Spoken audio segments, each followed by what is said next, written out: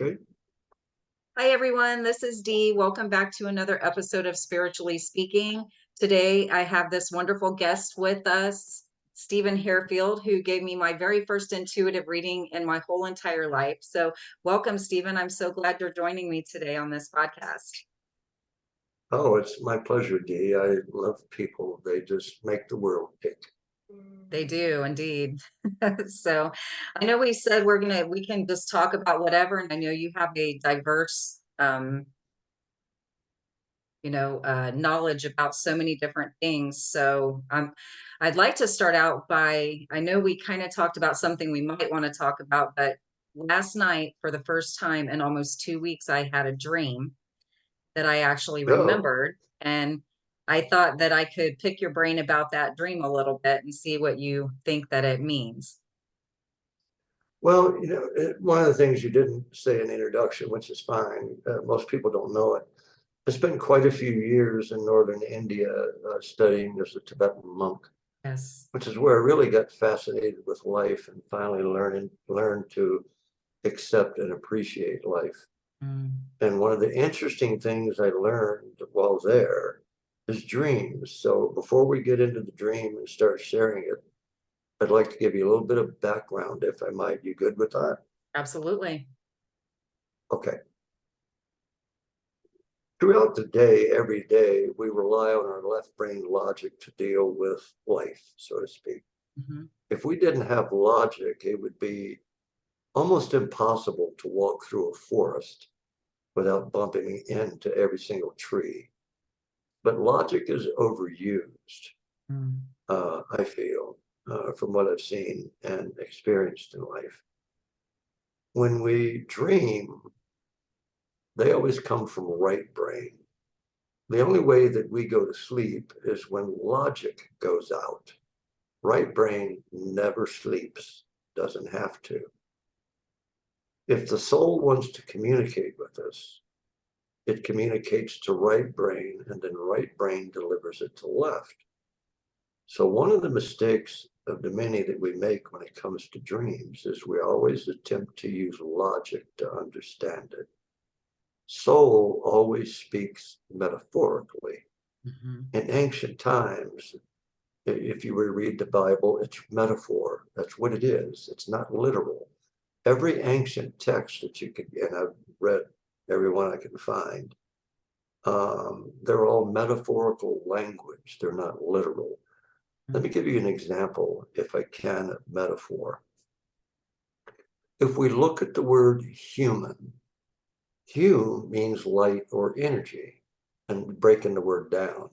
Man literally means form. So, metaphorically speaking, when you look into the Bible, every time you see the word man written, it actually means form. It doesn't mean male like we all think. When we Mm. see the word man, logic says that's a male. No, it means form. So when you dream, it's your soul speaking to you metaphorically. And what it's doing is it's giving you messages about your life, solving issues maybe that are going on externally or internally. So dreams are of great value. If you would like to remember more of your dreams, it's not all that difficult. As an example, when you wake up in the morning, don't get up immediately and get into your day. Lie there for a few moments and just let your mind float, and you'll witness your dreams. By the way, I really like your background. That's pretty cool. Thank you. I saw that in a dream, actually. Well, cool. Well, it does well. So I just wanted to give you a bit of information about how the mind works and how and what dreams are about. So with that being said, let's have it your dream and see where it takes us. Yeah, I think it's fascinating you talked about the logical mind because I do agree with you on that.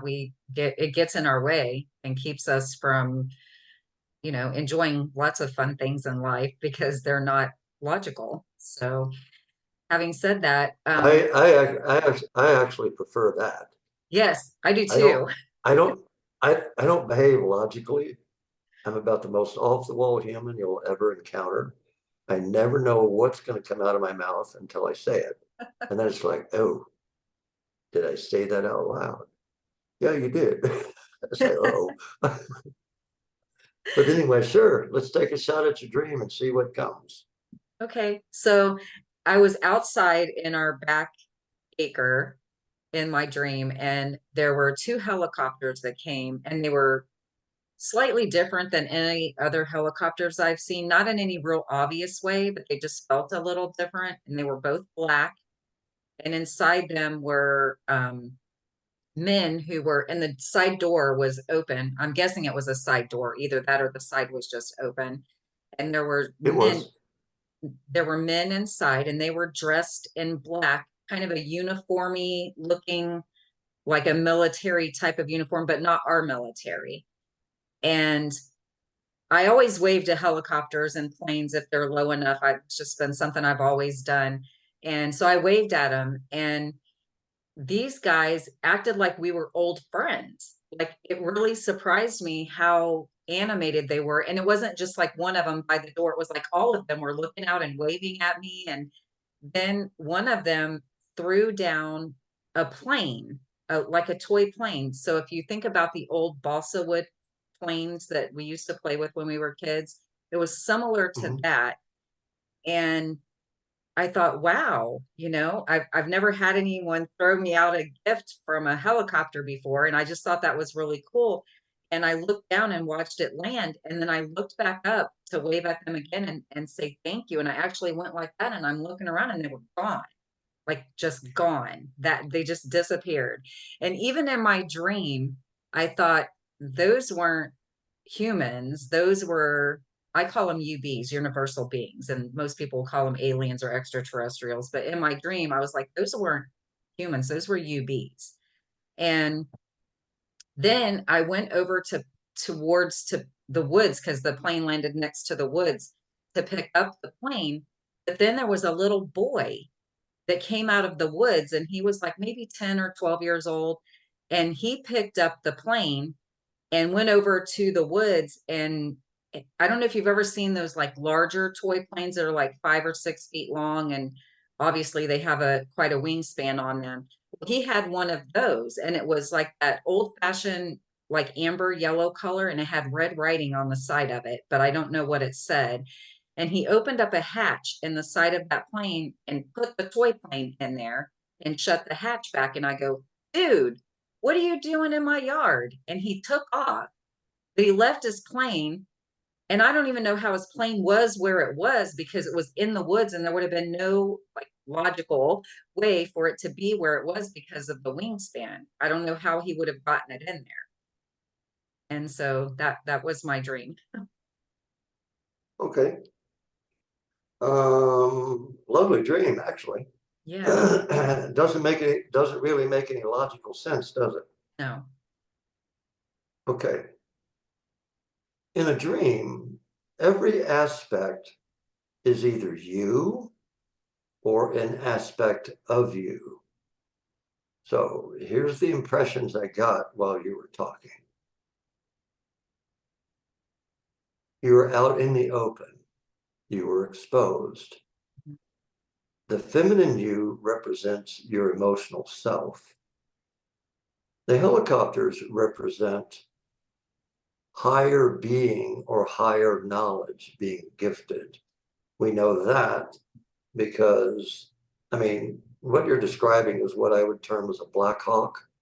And Mhm. being a combat veteran, when you fly in a helicopter, you never fly with the doors closed.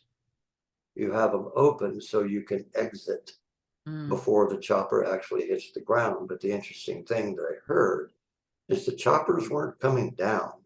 no. They were hovering and they were staying above you. Mm, Each person in the helicopter dressed in black is higher thoughts being gifted to you. And they were greeting you by saying hello. Them throwing the airplane out confirms for me that you have higher knowledge, which is attempting to be extended to you. The little boy that came out of the forest represents logical mind. The little boy represents your physical being, and is saying through your innocence and the material physical reality, you will actually understand higher knowledge, which is gifted to you quite often. There's your dream. That's amazing. So what is the When I was, larger plane in the woods? What does that represent, you oh, think? And why did he put the okay, little plane in there? because the little plane is the gift of knowledge or wisdom that they sent down. He put it in the larger plane because the larger plane is stuck in your forest of your own mind. Mm, And it's kind of an indicator to get out of your logic when you can. And when you look at life and you look at experiences, events, look at them more from a more innocent perspective than a logical perspective. An example I use for people quite often is kind of this. Don't ask yourself, why am I experiencing something? Because if you ask that question, I can make you a promise of two things you're going to experience. One, whatever you're experiencing has to continue. And two, you're engaging in your logical mind to figure it out, which is why it has to continue, so your logical mind can do that. So instead of asking yourself, why am I dreaming this? Why am I experiencing this? Change the question. What am I being shown? mm, When you ask what, your logical mind has to stop because it cannot answer what. Your mind has to become the observer.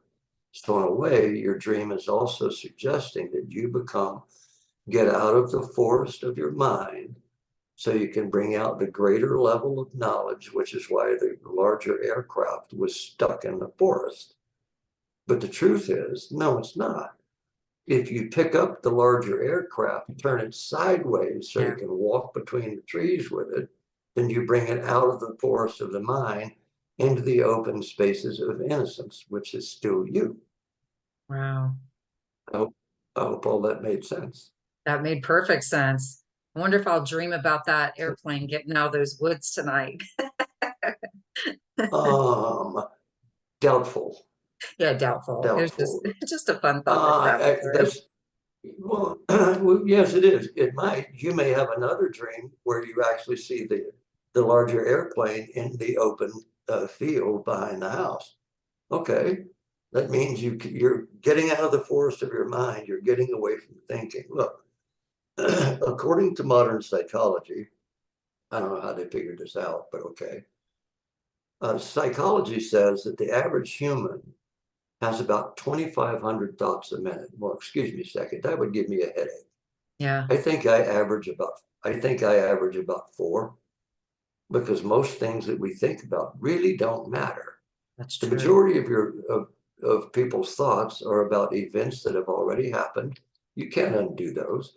Nobody was born with an eraser in their hand, so you can't erase things out of your past. There's no way. The other predominant area we are always thinking about is the future. Yet in this present moment, like at 10:17 right now, what's there to think about? Nothing. When I was studying as a monk, one of the most difficult things to master that I ever was given was this. Practice keeping your mind and your thoughts right behind your eyes. I'm looking straight at you right now. So my mind is 100% on you. But because you aren't doing anything, there's nothing for me to think about, period. Hmm. Even when you nod, I can see that. But is there a requirement for me to think about it? The answer is no. Now I'm looking at my water bottle. My thoughts are on the water bottle, not you. It took me over 3 years in a monastery to accomplish that. You, your body has to be where it is right now because that's where it is. It can't be someplace else.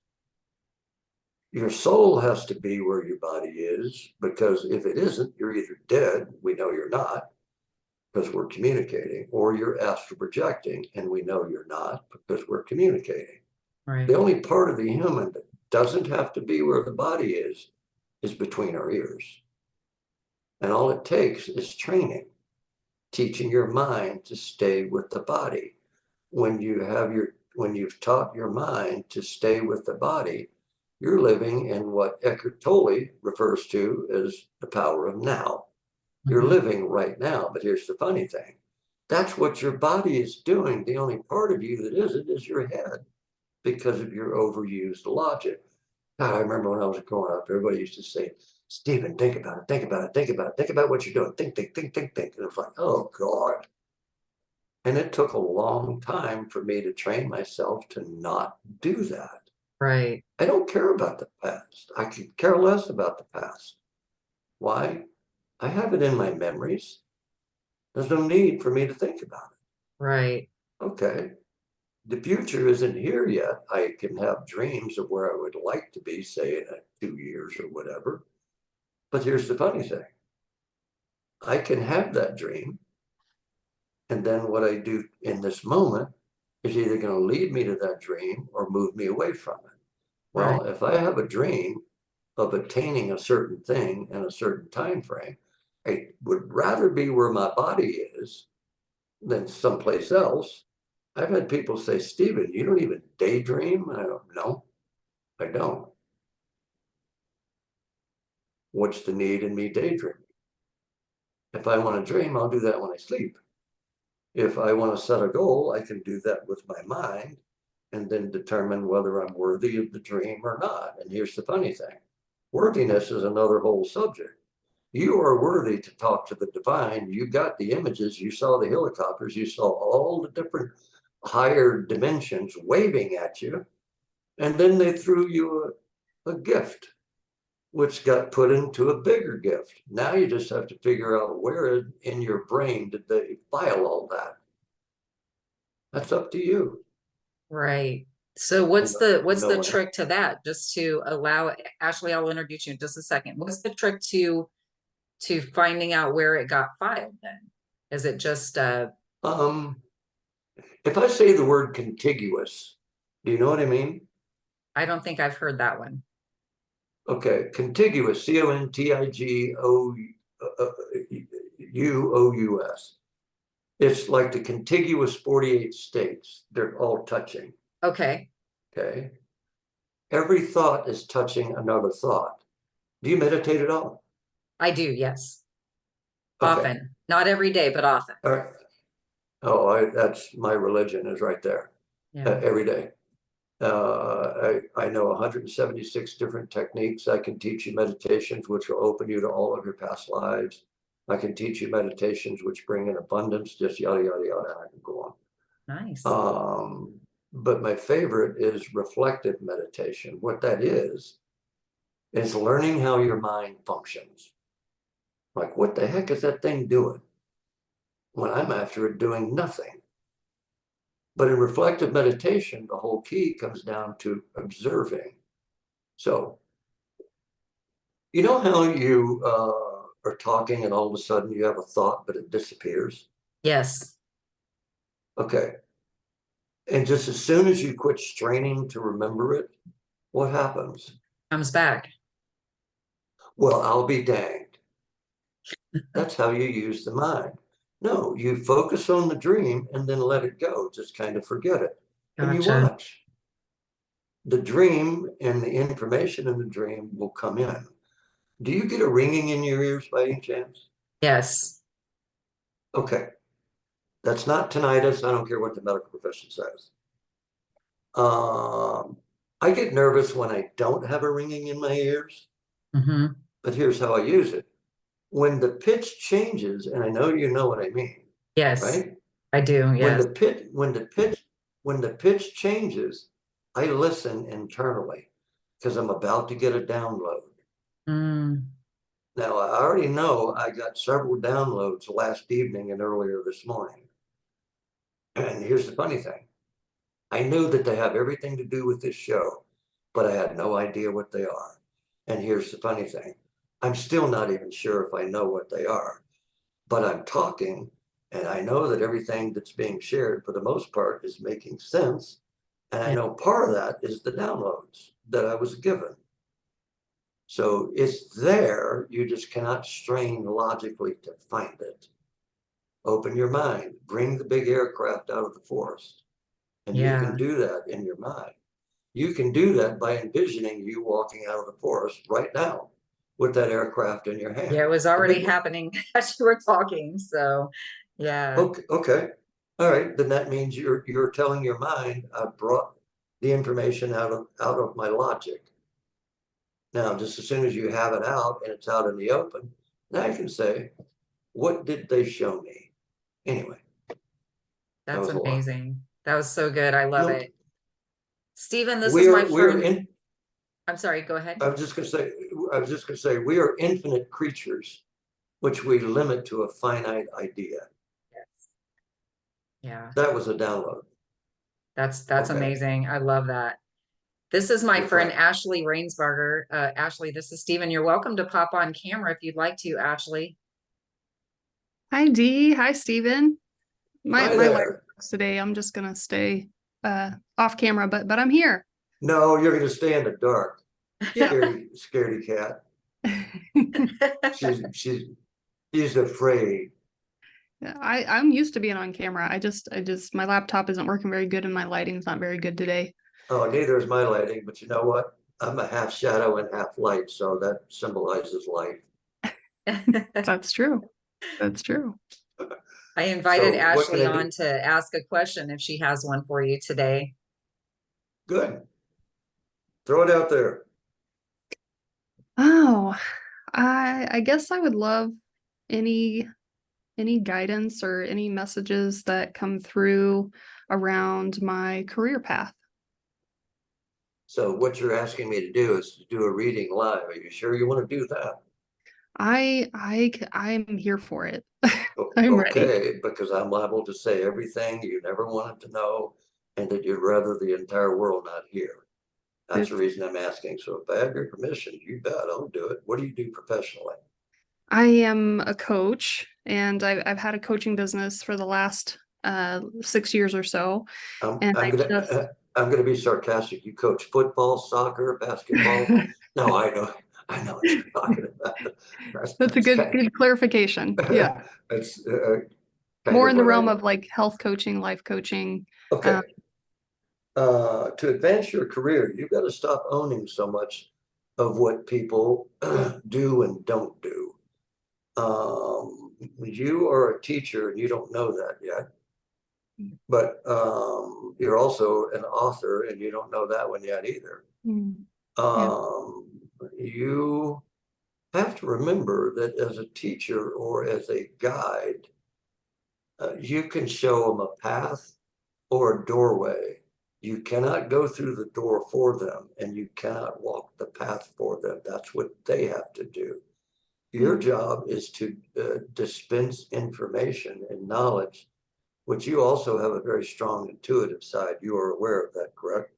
I am. Yeah. All right, learn to trust it more.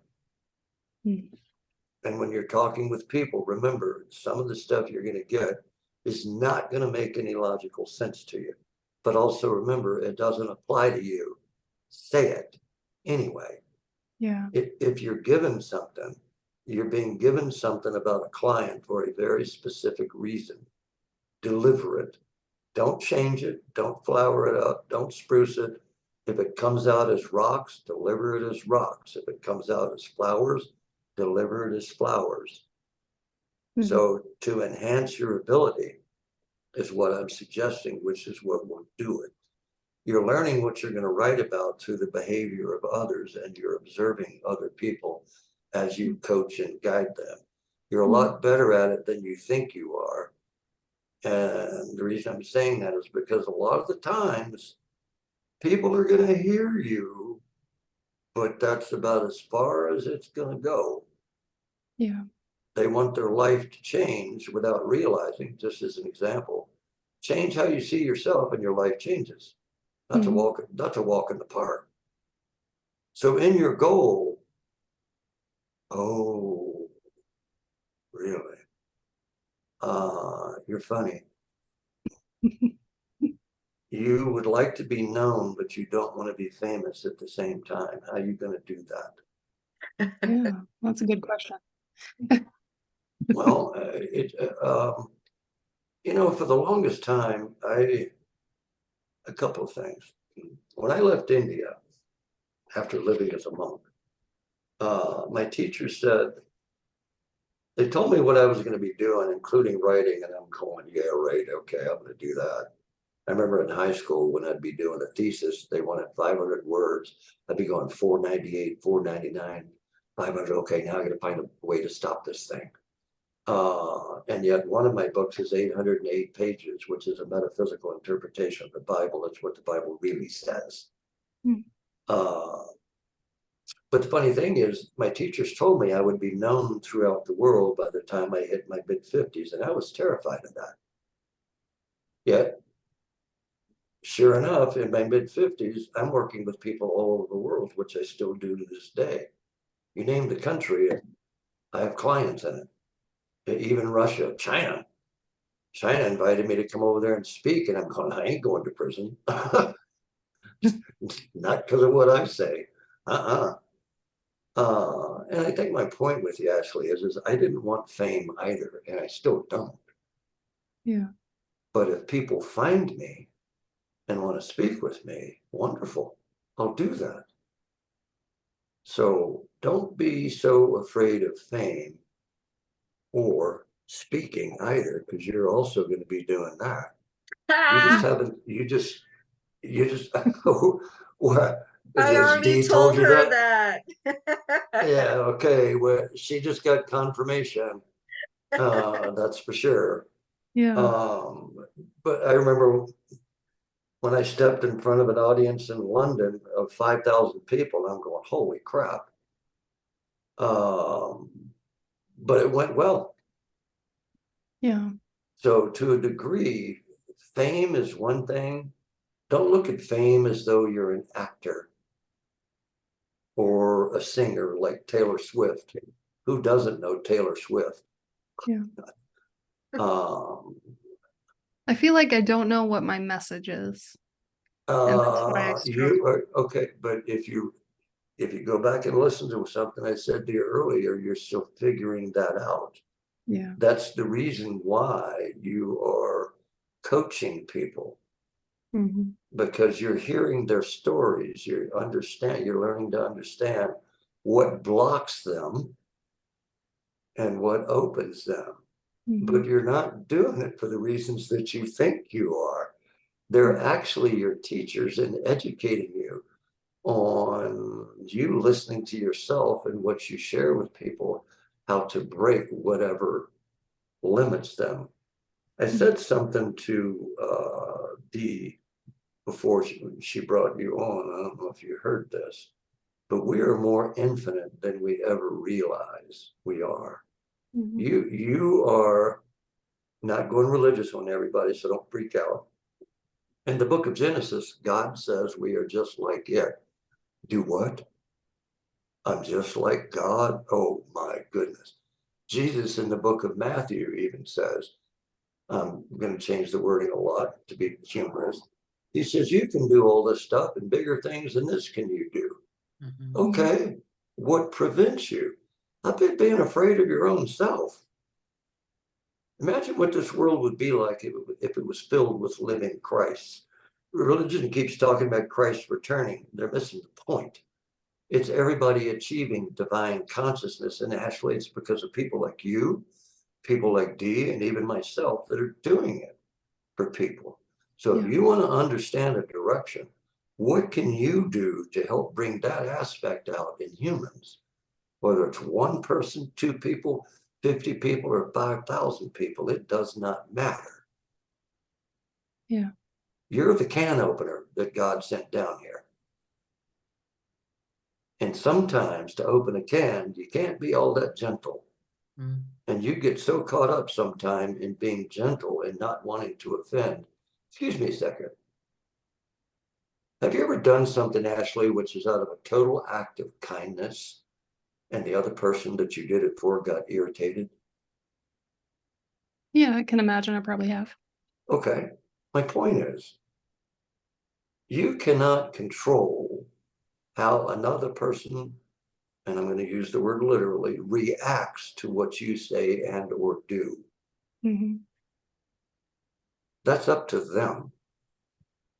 And here's the funny thing, more times than not, when you hit somebody with the truth, more times than not, they kind of get offended Yeah, they do. because people don't want to hear the truth. Well, if you're going to ask me, here it is. And I'm going to tell you, if I can sugarcoat it, I will. But a lot of times when you're sugarcoating something, Ashley, the meaning or the essence gets lost. Yeah. Could the So, universe give me a hint on my best next step? can the universe give you a hint on your best next step? Yeah. I'm going to be as sarcastic. Yeah, take it. What is your Typical. next step? Gosh, that it's not one step, it's one leap. Yeah. No, I've been scanning to see if I can peg it for you. Get over your fear of being you. You have a fear of being rejected. Did you have a difficult childhood or early years with a Yeah, I lot with did. a lot of rejection in it? Yeah. Okay. But there's one of your stumbling blocks. You have a fear of that. That's why love for you also seems to elude you. Does that make sense? Yeah. Yeah. It makes sense. Okay. When are you going to learn to love Ashley just for who she is? And when are you going to learn to stop looking at everything you aren't? You're caught up in the illusion of you versus the reality of you. The reality of you is determined by you and by no one else. That's up to you, Ashley, Yeah. and to no other human. When you can look in a mirror when you're getting ready in the morning or whenever you're doing that, and you can totally appreciate everything that you see, that's your next step. Yeah. You know, every morning, when I'm getting ready, shaving and all that fun stuff, I thank my body the whole time for everything it has carried me through. It's carried me through a war zone. It's carried me through a horrific childhood. It's carried me through being a monk. It's carried me through a gazillion relationships. And here I find myself still standing, grinning, and loving life. Why? Because I appreciate the fingerprint of my soul, which is what I'm seeing in that mirror. That Yeah. fingerprint. I'm the feedback for what my soul is here to learn, and I know that. There's an old saying that most people are aware of, familiar with, I suppose, and that's that when the student is ready, the teacher will come. What a lot of people don't realize is that actually has two meanings. One, it could be an Ashley, it could be a D May, it could be a Stephen, is the teacher. It can be a Lobsang or Kaila, which I experienced in India. But that's one of the meanings. The other one is the most important. And that's this one. When you are ready as the student, then you as the teacher will come to you. Indeed, that's what the helicopter dream was showing you. Be your own teacher. People think living as a monk is easy. You're kidding. I don't know where people get that. Being a monk is a 24/7 job. Why? Because once you get the gist that you are the teacher and the student, then that means you are teaching yourself constantly in everything you're doing. And I don't care what it is. And the real teacher is actually your soul. Why? Because it's putting you in situations where you have to learn. Resistance The only thing you're going to learn there is resistance doesn't work. Was it in that Star Trek series with the board, resistance is futile? It is. Mhm. I mean, for you, resisting yourself is about the most ridiculous thing that any human can do. And yet that's what we all do. Because when everything is said and done, if both of you, anybody listening, if you look at your life, you are the common thread through every experience in your entire life. No one else has been there as much as you have. So there's the student, the teaching or the events that are going on around you, which you are to learn who that is that's in the experience. Now, hear what I said, who that is, not what that is. When you look at your form, what you are is your hair, it's your glasses, it's your clothes, it's your car, it's your bank account, it's your house. That's what you are. Who you are is involved in all of that. Who you are is the recorder that's recording everything that's going on.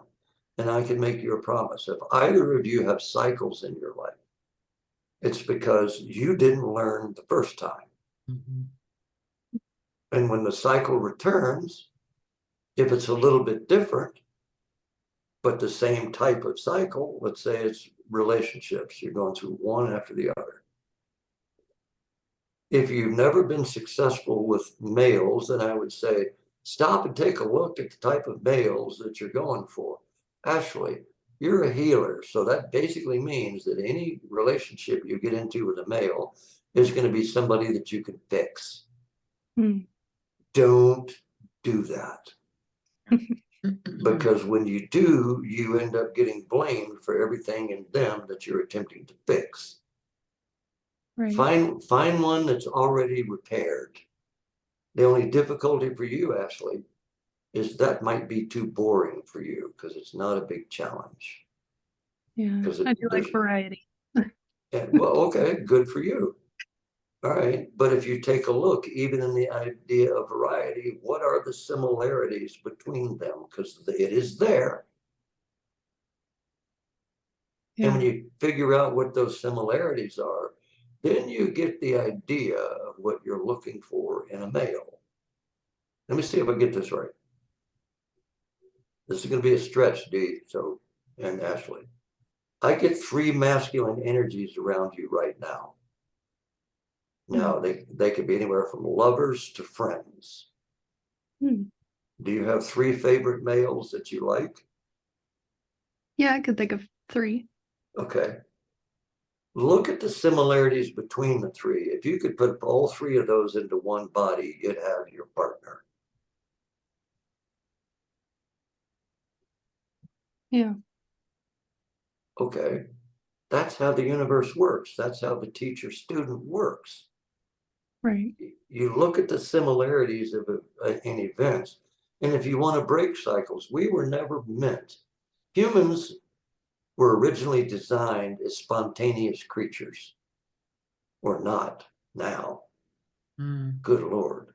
yeah. I drive people crazy. I drive people crazy because I have no idea what I'm going to do next. I really don't. Why? Because I'm not thinking about it. I'm not caught up in it. I'm just going to do whatever I do in that moment. And Mhm. after I've done it, it's like, okay, well, that didn't work. Won't do that again.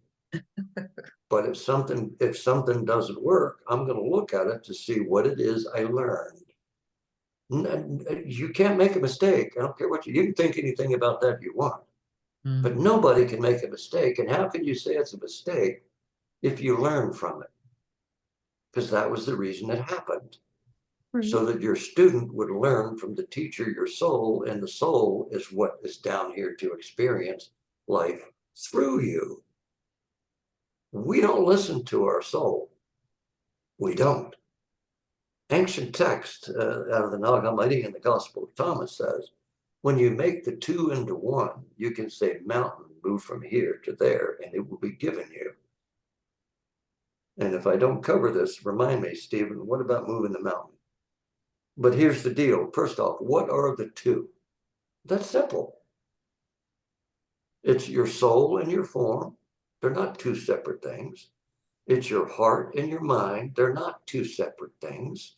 Your heart and your mind, if you look at the religious idea of Father, Son, Holy Ghost, Holy Ghost is your soul, the Father is your emotional and mental self, and the Son is your body.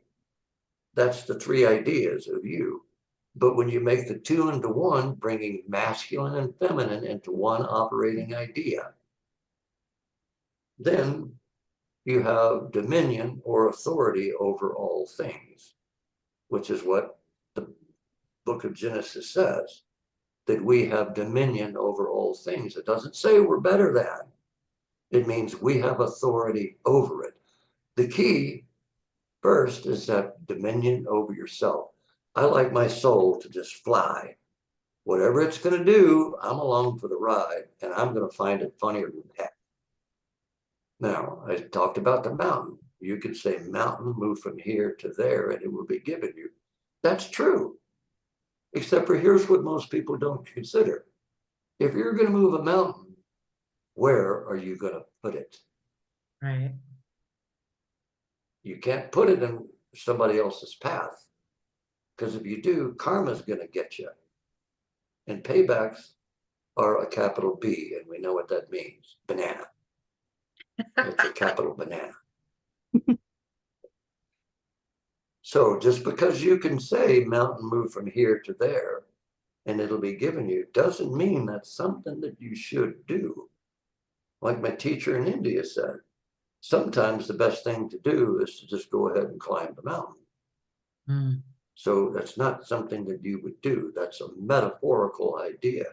In each of us, Ashley, Dee, and even myself, we are the biggest mountains that we have, Ashley. Yeah. So your next step, and hear my wording, is implicit acceptance of you just for who you are. Stop looking at who you aren't. Forgive me, I might get a little personal. You may want bigger boobs, smaller boobs, nicer looking butt. None of that even matters, except to other people's egos. Right. You are who you are. And you are what you are. And the who teaches the what. And if you appreciate the who, a lot of things change. Mm. I'm in my early 70s.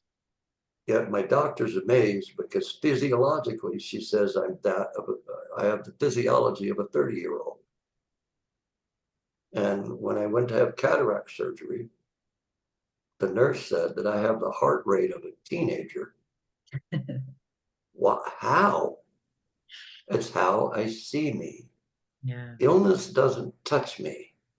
It won't. Why? Illness can't enter a divine being. And each of us are here to learn to operate there. So Ashley, your next step is indeed implicit acceptance of you. And we can even add learning to appreciate you. Mm. There. I hope I totally confused the daylights out of you. No, it's definitely what I needed to hear today. Thank you. No, I appreciate that. And hang in there. So if anything else comes up, all you got to do is ask me, and I'll respond. I did a coast to coast radio show once with George Nuri. Don't know if you're familiar with it, but the second time he had me on, the way he introduced me was, I was a dangerous man to ask a question of, because you would get a response, and you always will. If you're going to operate from an infinite space, the universe already knows everything there is to know. The only question is where is it? And the thing that helps me locate that is when you give me a question. And then I just send it to the universe and it delivers it back and goes, here, this will do that. And it's like, oh, okay, cool. Yeah. Yeah, that's incredible. No, I'm no different than you, Ashley. Right. And I'm no different than you either, D-May. We're the same, except for you're in feminine form and I'm in masculine form. That's the only difference. Our souls don't know the difference and they don't care the difference. So your soul is the one that has the connection to the infinite sources. And actually, you operate with your soul when you're working with a client, but you don't when you're at the grocery store. My soul finds grocery stores fascinating, and I know it does, because it wants to see everything. What's this? Well, heck, I don't know. Well, look at it. Okay, do it. Does that make sense? Yes, thank All you. right. I hope I helped in some way. So Dee, you have some more questions on paper, I understand. I do. Ashley, you're welcome to hang out. So I have a question. Please do, Ashley. Thank you. I have a question from an anonymous question here. And the question is, will there be love in my life in the near future? And have I already met him? No. No, she has not already met him. You're anonymous. Your biggest issue is your lack of self-love for you. The old adage says, be the love that you seek, and the love that you seek will be seeking you. Now, that being said, everybody looks for a soulmate. Don't do that. A soulmate can be your worst nightmare. What you look for is your twin flame. What's a twin flame? It's somebody that vibrates and resonates to the exact same things that you do. That's a twin flame. I asked imagine asking a celibate monk who had been in a monastery since the age of about 6 about love. I asked my teacher that one day, startled at his answer, because it was so simple, it was beautiful. And here's what he said. Love does not know time, nor does it know distance. It only can recognize itself. And when it meets itself, it knows love is present instantly. So when you meet your lover and the love of your life, that's what it's going to be. If you've ever been in a relationship where you say to yourself, this is going way too fast, I would say to you, hit the accelerator and go with it. Let the reins relax. You have not met him yet, anonymous, whoever your name is, whatever your name is. You have not met them yet because you're not ready for them.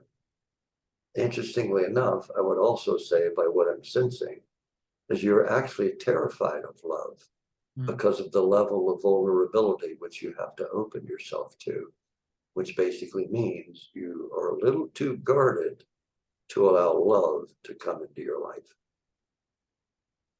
There's my response. Okay, thank you for that. Sure. I hope she hears it and does something about it. It's up to her. Right, absolutely. I'm assuming it's a her. Yes. Okay. And Good. then the next question is by my friend Jessica, and she wants to know, should she sell her house or stay in the current location? So sell her house and move as planned, or stay in her current location?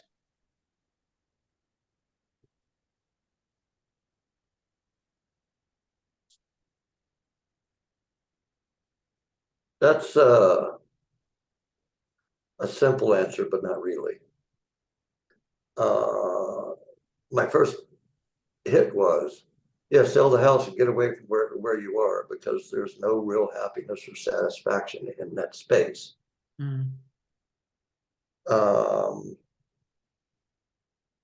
There was, but the reason I don't know if I would right now is because there are unresolved issues still pending in this space where you live. Buddha once said, if you do not solve something right where you stand, where else will you solve it? So here's what I'm suggesting to you. Whatever the past has you clinging to this space is the very things to bring to resolution within yourself. Did she go through a divorce? Or, A breakup, not I'm a asking you, Dee. a breakup, Okay. not a divorce. Okay. She still has unresolved issues sitting in that breakup. And my suggestion is that you resolve those issues before you move, because if you do it any other way, in essence, you're going to be running. And if you're going to run, you cannot outrun what wants to catch you, which is your very own past. So you can't outrun that, but you can solve it right where you stand.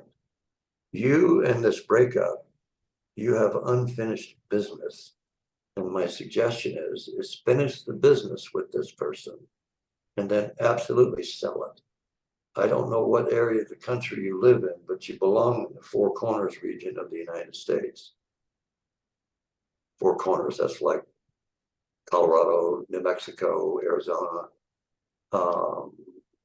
where they come together. Why are you laughing? She wants to move to Florida eventually.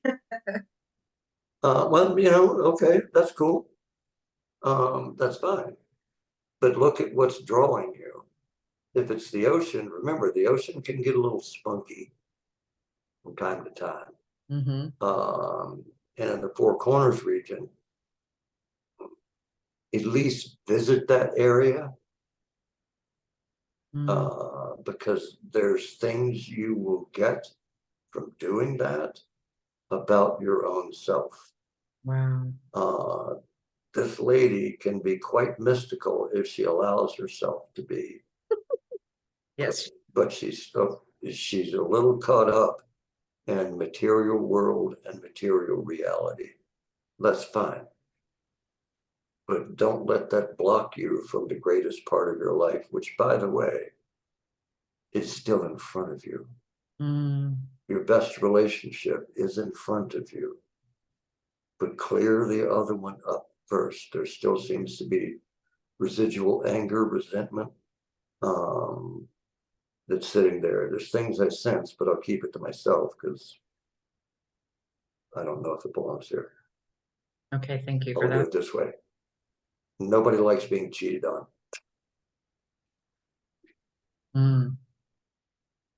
So I hope that helps her. Great lady. This is a Yeah. friend. Yes, she's amazing. This very, very stunning woman. I mean, when I say stunning, I don't, there's a lot of things involved in that. Right. Quick mind, Yes. great sense of humor, Yes. brilliant, can be extremely open, extremely compassionate individual, extremely caring person, maybe to a point of fault. Yeah. If that's possible.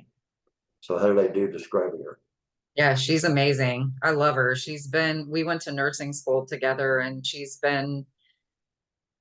we've had some trials, but she's been there and has always been supportive of me and encouraging of me the whole time. I mean, She will.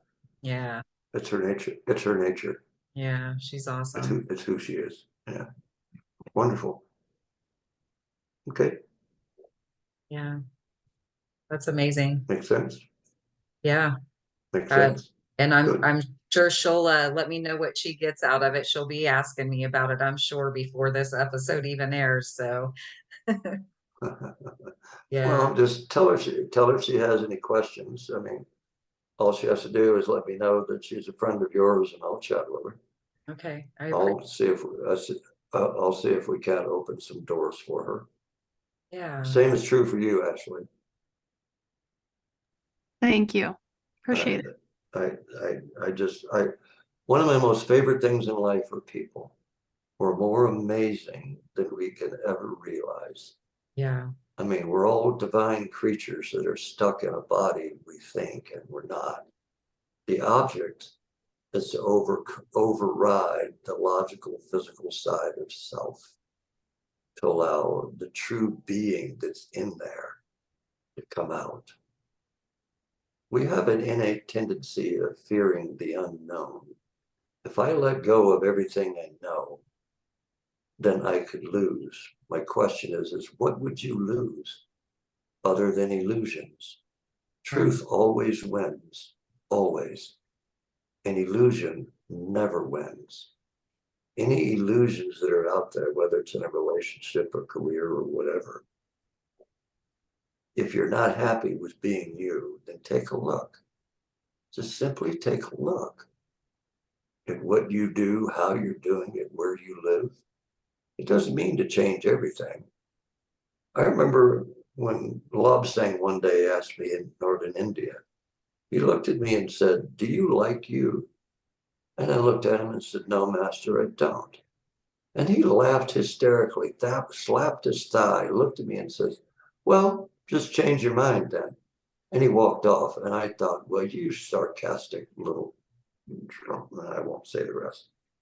But I found out that what he said was true.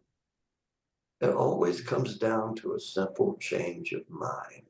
Yeah. It really does. A change in how we see ourselves. There's a question, and I started asking about this in reflective meditation, about self-worth and worthiness. Mm. And man, the information I got back on that is just astounding. And maybe we can do another show at some point. We can talk about that. Yeah. But if you want the greatest love of your life, that's an unasked question that nobody asks, but it's a question that must be answered. Are you worthy for the greatest love in your life? People say, well, I want to be a millionaire.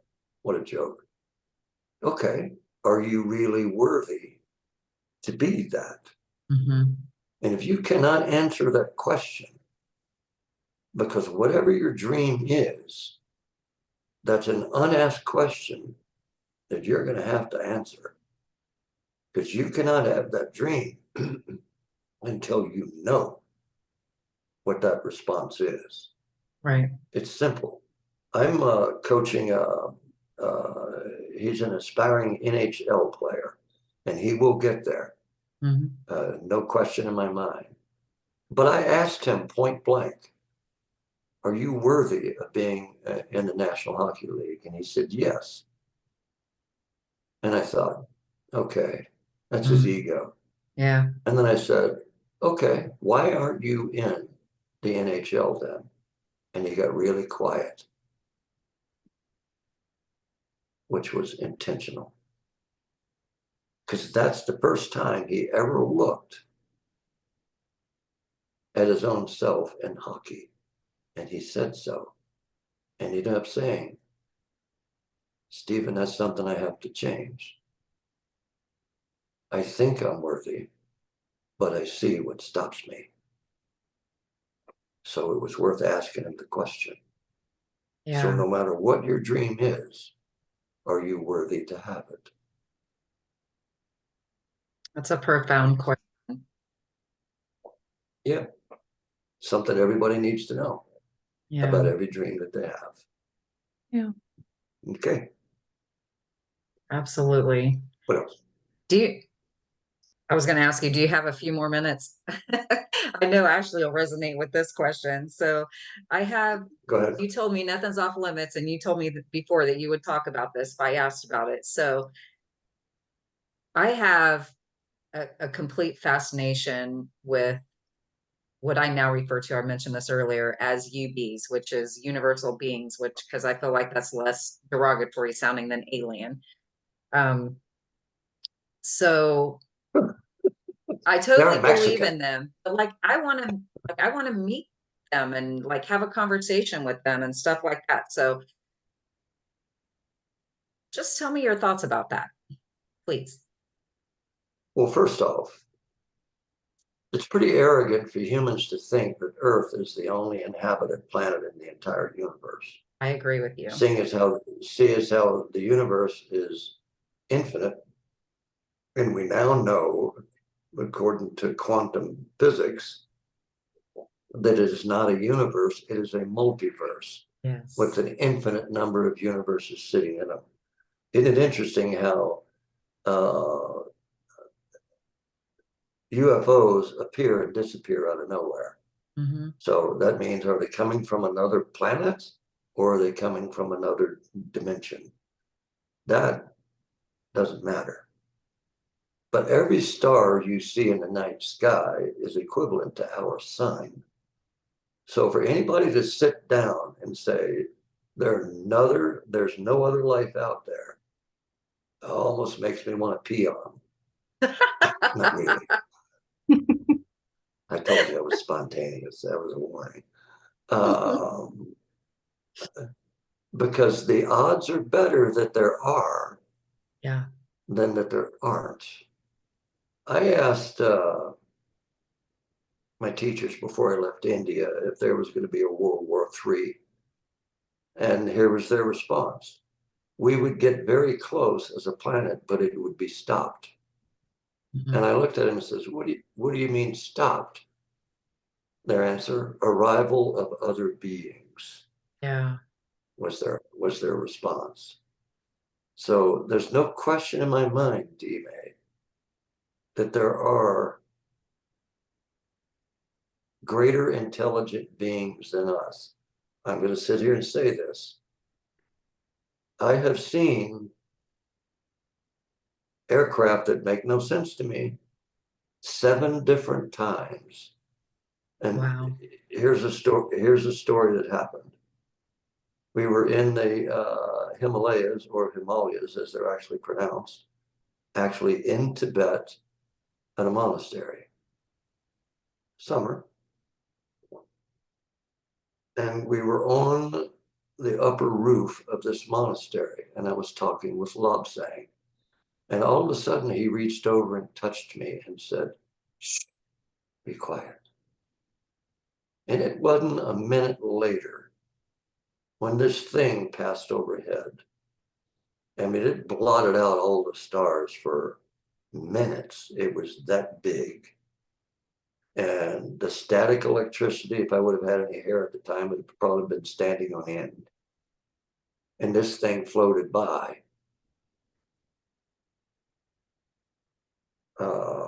And I asked him after it went by, why did you wish me to be silent? And he said, monks have disappeared. And I just looked at him. So do I believe in them? Yes, I do, D-May. I've seen them. Now, you want to talk with one, Yeah. do it. Do it. Well, I mean, I You'll have be surprised. talked to kind of No, like out. Okay, so I'll tell you no, this crazy story, no, right? no, No? no, you're misunderstanding me. Okay. Now, I've got to go here in a few moments, but if you put it out there, they will hear you. Yeah. Now, some of them, just be a little careful. Mm. Are they violent? Not that I know of, but they are curious. We are a warring planet. If you think about it, war would be less of a thing for them to have the technology that they have to get here. Right. So they're a little smarter than that. And they're curious about us because of how we still choose to live. That being said, I'd like to do this again with you. Yeah. I enjoyed it very much. And Me too. let me know. Yeah, I Okay. will. We'll chat when we're not recording and we'll Okay. hammer that all out. So thank you so Okay. much for coming today and answering the questions and being so open to that. I really appreciate that. And I know that you gave some great insight to the people whose questions you answered today. So I really appreciate Well, that. I hope so. And just remember, G, that my greatest love in life is people, Yeah. and Yeah. they just are. Me too. I love And people. if I can help them change how they do things, then I will do that. Yeah. If they don't, that's their option. All Right. right, appreciate it. Thank you, Dee. Thank you so much. Take care. Yes, sir. You too. I appreciate your time. All right. Bye-bye. Bye. Thank you everyone for showing up and listening today. This has been another episode of Spiritually Speaking. I hope that you've enjoyed this as much as I have today. Remember to like, share, and subscribe so we can get this out as far and wide as possible. And as always, I love you all.